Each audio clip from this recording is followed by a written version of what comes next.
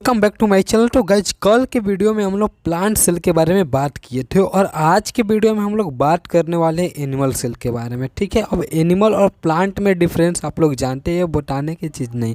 ठीक है, जानते हैं आज के वीडियो में हम लोग किन किन बातों पर ध्यान देने वाले हैं। तो यहाँ पर 3 बात आप देख सकते हैं। फर्स्ट हम उसका डिफिनेशन जानेंगे और डिस्क्रिप्शन जानेंगे और उसका लेवल फिगर देखने का काम करेंगे। साथ ही साथ जो पार्ट होते हैं आइडेंटिफाई करेंगे कौन कौन सा ऑर्गेनल्स है। ठीक है, और उसका क्या क्या फंक्शन है, इन सभी बातों को हम लोग जानने का इस वीडियो में प्रयास करेंगे। और साथ ही आप अगर मेरे चैनल पर नए हैं तो चैनल को सब्सक्राइब, लाइक, शेयर। हमारा टॉपिक है जो कि आज के वीडियो में हम लोग कवर करेंगे। फर्स्ट है हमारा डिफिनेशन ऑफ सेल, सेकंड है व्हाट इज एनिमल सेल और थर्ड है पार्ट एंड फंक्शन। सबसे पहले तो सेल क्या है। अगर सेल की अगर हम बात करें तो सेल एक जनरली बायोलॉजिकल नेम है। जिस तरह से हमारा घर या रूम की अगर बात करें तो छोटे छोटे ईंट से मिल के बने होते हैं, यानी ब्रिक्स से बने होते हैं, उसी तरह से हमारा जो बॉडी है, ऑर्गेनिज्म है, लिविंग ऑर्गेनिज्म है, वो क्या होते हैं, छोटे छोटे सेल से बने होते हैं। जिस तरह से हमारे रूम के लिए ईंट होते हैं उसी तरह से हमारे बॉडी के लिए सेल होते हैं। ठीक है, ये एग्जाम्पल बहुत ही फेमस है और सटीक बैठता है हमारे सेल के डिफिनेशन के लिए। ठीक है, अब हम बात करने वाले हैं एनिमल सेल के बारे में। सबसे पहले इसका शेप की अगर हम बात करें तो ये राउंड शेप का होता है, सर्कुलर शेप का होता है।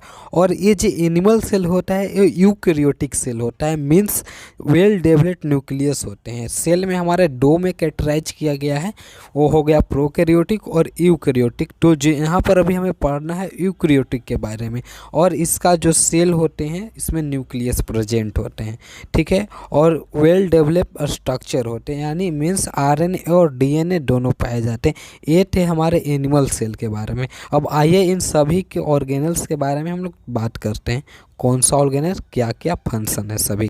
अब है हमारा सेल मेम्ब्रेन। सेल मेम्ब्रेन क्या होता है, आउटर मोस्ट लेयर होता है किसी भी सेल का, किसी भी एनिमल सेल के। अब इसका हम काम की बात करें तो ये क्या करता है, किसी भी सब्सटेंस को अंदर बाहर करने का काम करता है, मीन्स एक्जो और इंडो। ठीक है, और साथ ही साथ ये डिफ्यूजन और ऑस्मोसिस प्रोसेस में भी मदद करता है। ठीक है, ये हम आगे जानेंगे। और बात करें तो ये केवल एनिमल सेल में ही नहीं बल्कि प्लांट सेल में भी पाया जाता है। बहुत सारे लोगों को कन्फ्यूजन होता है कि जिस तरह से प्लांट सेल में हमारे सेल वाल होते हैं उसी तरह से हमारे एनिमल सेल में सेल मेम्ब्रेन होते हैं। यह बात सही है, लेकिन क्या होता है, सेल मेम्ब्रेन हमारे दोनों सेल में पाए जाते हैं। ठीक है, और बात करें तो ये क्या करता है, जितने भी हमारे एक्सटर्नल टेम्परेचर होते हैं उससे भी रेगुलेट करता है। तो अब हम बात करेंगे न्यूक्लियस के बारे में। न्यूक्लियस जो प्लांट सेल के बारे में हम लोग बात किए थे और आज एनिमल सेल के बारे में बात करें, शायद दोनों में बहुत ही सारी सिमिलरिटीज होंगे। जैसे न्यूक्लियस के बारे में हमने बताया था, ये राउंड शेप में होते हैं और ये सेंटर में सेल के पाए जाते हैं और साथ ही साथ है बहुत सारे जेनेटिक मटेरियल कंटेक्ट करते हैं। ठीक है, और जो इसका मेम्ब्रेन होता है, जिस तरह से हमारे सेल का मेम्ब्रेन को सेल मेम्ब्रेन कहते हैं, उसी तरह से जो न्यूक्लियस के आउटर मेम्ब्रेन होते हैं उन्हें क्या कहते हैं हम लोग, न्यूक्लियर मेम्ब्रेन कहते हैं। और इससे आपको एक क्वेश्चन है कि ये डिस्कवरी किसने किया था और कब किया था। हमारा एंडोप्लाज्मिक रेटिकुलम एक तरह का एक नेटवर्क का काम करता है। ठीक है, ये क्या करता है, जितने भी भोजन बनते हैं साथ ही साथ जितने भी न्यूक्लियस में जेनेटिक या कोई भी तरह के माइक्रोमोलिकुल्स प्रेजेंट होते हैं, क्या करता है, one cell to another cell क्या करता है, देने का काम करता है। ट्रांसपोर्टिंग का भी एक काम करता है। ठीक है, और एक क्या मैसेज को भी पहुंचाने का काम करता है। साथ ही साथ इसमें बहुत सारे प्रोडक्शन होते हैं जैसे प्रोटीन और लिपिड्स। इनके लिए दो अलग अलग होते हैं। जैसे कल के वीडियो में हमने बताया था, रफ जो होते हैं वो प्रोटीन के लिए और स्मूथ जो होते हैं वो होते हैं हमारे लिपिड्स के लिए। ठीक है, इन सब स्पेशलिस्ट काम होता है और इनका शॉर्ट नेम की अगर हम बात करें तो ER कहा जाता है। स्मूथ एंडोप्लाज्मिक के बारे में हम बात करें तो ACR और रफ के लिए RER, ये दो नाम फेमस हैं। ठीक है, शॉर्ट नेम से भी आप जान सकते हैं। तो अब हम बात करने वाले हैं माइटोकॉन्ड्रिया के बारे में। माइटोकॉन्ड्रिया क्या होता है, power house of the cell भी इसे कहा जाता है। Power house of the cell क्यों कहा जाता है, जैसा कि आप लोग जानते हैं कि ये क्या होता है, एनर्जी का सिंथेसाइज करता है, प्रोडक्शन करता है, साथ ही साथ ATP का प्रोडक्शन करता है। जो ATP होते हैं हमारे सेल में वो किसी भी सेल को बूस्टअप करने का काम करता है। ठीक है, और साथ ही साथ जिस तरह से अगर हम मार्केट में जाते कोई भी हमें सामान खरीदना है वस्तु खरीदना तो उसके लिए पैसा दिया जाता है, इसलिए सेल में जितने भी वर्क होते हैं वो एटीपी के द्वारा होते हैं, ठीक है, और इसलिए सेल करेंसी के नाम से भी जान।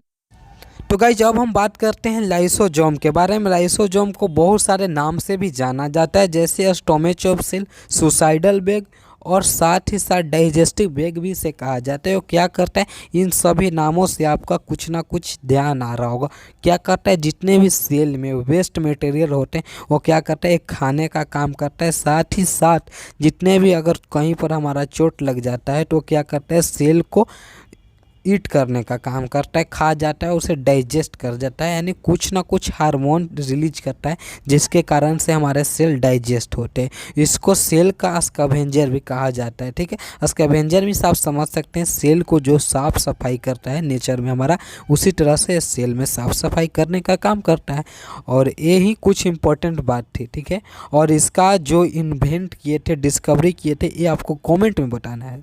बात करते हैं गोल्जी ऑपरेटर्स के बारे में। एक ऐसा सेल ऑर्गेनल से शायद जो दोनों में, प्लांट सेल और बात करें और एनिमल सेल में, सिमिलर फंक्शन को परफॉर्म करता है। जैसे कि हम बात कर रहे थे कि यह पैकेजिंग करने का काम करता है, साथ ही साथ ट्रांसपोर्टेशन का काम करता है, न्यूट्रिएशन हो गया, हार्मोन हो गया, एंजाइम हो गया, one cell to another cell काम करता है। जिस सेल का रिक्वायरमेंट अधिक होता है वहाँ पर ये ज़्यादा ट्रांसफर करता है, ठीक है। और ये जो होते हैं सेल, ये डबल मेम्ब्रेन भी होते हैं, ठीक है।